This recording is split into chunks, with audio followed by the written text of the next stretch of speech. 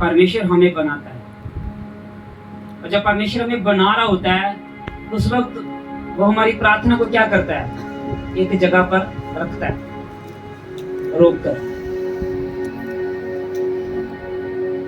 ताकि जो कुछ हमारे जीवन में परमेश्वर चाहता है हम वहां तक अपनी प्रार्थना को लेकर जाएं।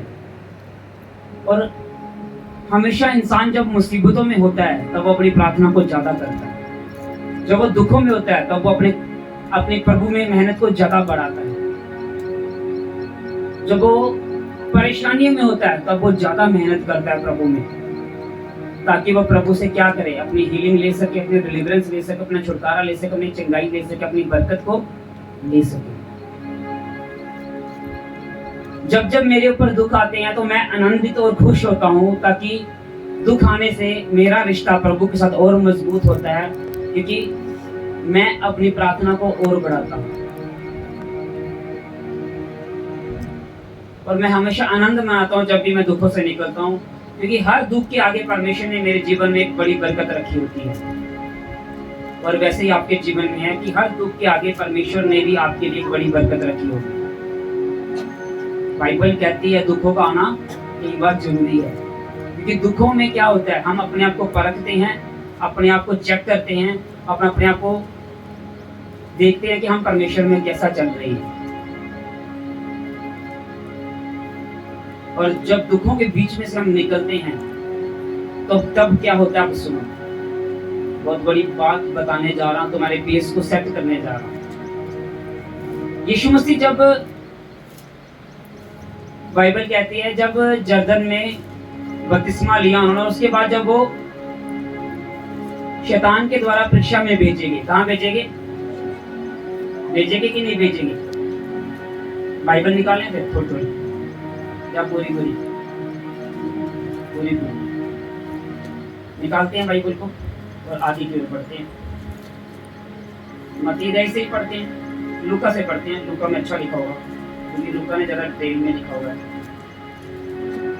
जो बाइबल मेरे हाथों में है, इस बाइबल को लिखने के लिए 42 साल लगे। एक व्यक्ति ने अपना जीवन बाइबल को लिखने के लिए दिया, जो बाइबल मेरे हाथों में है। और जो बाइबल तुम्हारे हाथों में ऐसे ही लिखने के लिए कितने साल लगे?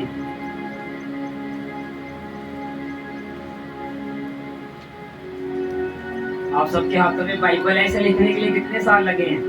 कितने लोगों ने इसे लिखा है?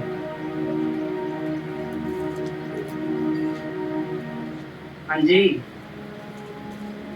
आपको मालूम होना चाहिए। घर जाके मालूम करना, मैं आपको नहीं बताऊंगा। बाइबल में कितनी किताबें हैं ये आपको भी पता होना चाहिए। बाइबल में कहाँ क्या क्या लिखा हुआ है ये भी पता होना चाहिए।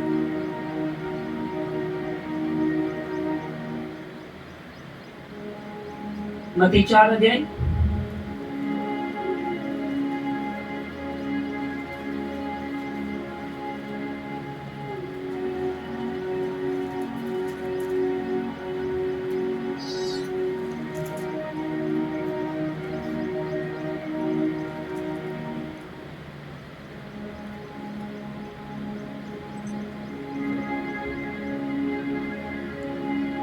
हालेलुया।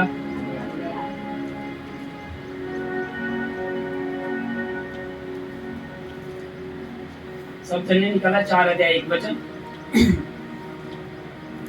तब पवित्र आत्मा यीशु को जंगल में ले गया ताकि शैतान से उसकी क्या हो, शैतान से उसकी क्या हो। लेकर कौन गया? परमेश्वर को कौन लेकर गया? तब पवित्र आत्मा यीशु को कौन लेकर गया? किसको? कहां? किसके लिए? किसके लिए? परीक्षा की। बस इतना ही बोलता। जब यीशु मसीह को परमेश्वर, पवित्र आत्मा कौन है? परमेश्वर। जबकि पवित्र आत्मा तब तक धरती पे क्या होता था? आता और जाता था, जब तक यीशु मसीह जीवित ना उठा लिए गए। हम अपनी ओर चलते। पवित्र आत्मा ने यीशु को कहां भेजा? जंगल में। किस लिए भेजा? परीक्षा के लिए। और जब यीशु की परीक्षा हुई उसके बाद क्या हुआ? यीशु की सेवकाई शुरू हुई। क्या शुरू हुआ? सुनो ध्यान से, बड़े ध्यान से सुनो। जब भी तुम्हारे जीवन में कोई मुसीबत आती है, उसका हल तुम्हें बताने जा रहा हूं आज। उसका हल, उसकी चीजें तुम्हें आज के बाद जब भी मुसीबत आए आनंद मनाना। क्यों? वो बताने जा रहा हूं। जब यीशु मसीह जंगल में भेजे गए परमेश्वर के द्वारा, शैतान से उनकी क्या हुई? परीक्षा हुई। परीक्षा से 40 दिन तक वो कह रहे भूखे रहे। भूखे रहने के बाद शायद 40 दिन शैतान उसे परखता रहा।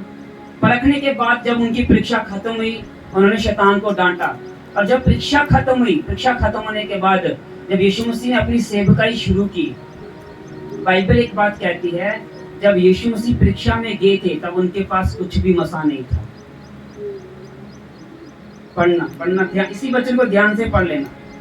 तब उनके पास वो वरदान पहले थे, पर वो वरदान जो थे वो जिस तरह से मसे से काम करने चाहिए थे, बाइबल कहती है। और परीक्षा के बाद जैसे यीशु मसीह निकले 40 दिन की परीक्षा के बाद, 40 दिन उपवास प्रार्थना के बाद, तो बाइबल कहती है यीशु मसीह की सेवकाई क्या हुई? शुरू हुई। और जब यीशु मसीह की सेवकाई शुरू हुई तो खाली यीशु की सेवकाई शुरू नहीं हुई थी, पवित्र आत्मा ने यीशु को अपनी सामर्थ से भर दिया था। पढ़ते हैं थोड़ा सा। और जब वे 40 दिन और 40 रात उपवास कर चुका, उसके बाद उसे भूख लगी। तब परीक्षा लेने वाले ने उसके पास आकर, यदि तू परमेश्वर का पुत्र है तो आज्ञा दे कि पत्थर रोटियां बन जाए। ठीक है, लास्ट वचन पढ़ते हैं 10 और 11। तब यीशु ने उससे कहा, हे शैतान दूर हो जा, क्योंकि लिखा है, तू प्रभु अपने परमेश्वर को दंडवत कर और केवल उसी की सेवा कर। तब शैतान उसके पास से चला गया और देखो स्वर्गदूत आकर उसकी सेवा टहल करने लगे। बोलो आमीन। जब स्वर्गदूत उसके पास आए तो उसके बाद यीशु मसीह ने क्या कहा, आप सुनो। उसके अगले ही 17 अध्याय में, तब नासरत को छोड़कर यीशु कफरनहूम में समुद्र के किनारे जबूलून और नप्ताली के राज्य क्षेत्र में जाकर रहने लगा, ताकि जो यशायाह भविष्यवक्ता के द्वारा कहा गया था वे पूरा हो। यीशु मसीह ने 17 वचन लिखा, परमेश्वर के राज्य का सुसमाचार प्रचार यीशु मसीह ने शुरू किया। उस समय से यीशु ने प्रचार करना क्या शुरू कर दिया? प्रचार करना, और ये कहना आरंभ किया, मन फिराओ क्योंकि स्वर्ग का राज्य निकट है। जब यीशु मसीह की परीक्षा हुई, परीक्षा से निकलने के बाद पवित्र आत्मा ने क्या किया? पवित्र आत्मा ने यीशु मसीह को अपने मसे से भर दिया। किसे भर दिया? खाली मसे से नहीं भरा। एक बहुत बड़ी बात बताने जा रहा हूं। पवित्र आत्मा ने जितने वरदान उस पवित्र आत्मा के पास थे, वो सब भी उसने यीशु मसीह के अंदर ट्रांसफर कर दिए। जब पवित्र आत्मा ने यीशु मसीह को अपनी आत्मा से भरा, तो मसीह से तो भरा ही भरा, उसके साथ उसने उसके सारे ही वरदानों के साथ भी भर दिया। आमीन, ऊंचा आशीष आपकी है। जब पवित्र आत्मा तुम्हारे जीवन में होता है, तुम्हारे जीवन तुम्हारे अंदर होता है, जब पवित्र आत्मा तुम्हारे जीवन में काम करना शुरू करता है, वो पवित्र आत्मा खाली तुम्हें सामर्थ्य नहीं देता, वो पवित्र आत्मा सामर्थ तो देता ही देता है, साथ में वो अपने सारे वरदानों को भी तुम्हारे जीवन में उंडेलता है। क्या उंडेलता है? क्या उंडेलता है? वरदान क्या होते हैं? गिफ्ट। क्या होते हैं? गिफ्ट। गिफ्ट क्या होते हैं? उपहार। क्या होते हैं? तोहफे में। पुराने नियम में 7 प्रकार के वरदान थे। कितने वरदान काम करते थे? जब नया युग शुरू हुआ और यीशु मसीह धरती से चले गए, तो यीशु मसीह ने 2 वरदान और ऐड कर दिए बीच में से। थोड़ा थोड़ा पढ़ते भी हैं ताकि आपको थोड़ा डिटेल भी समझ आए।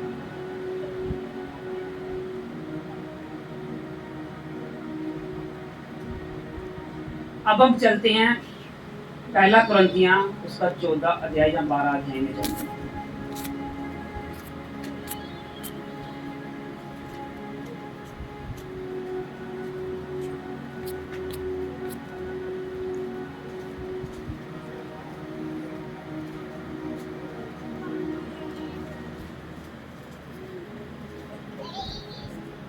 बारह अध्याय निकालती है पहला कुरिन्थियों में।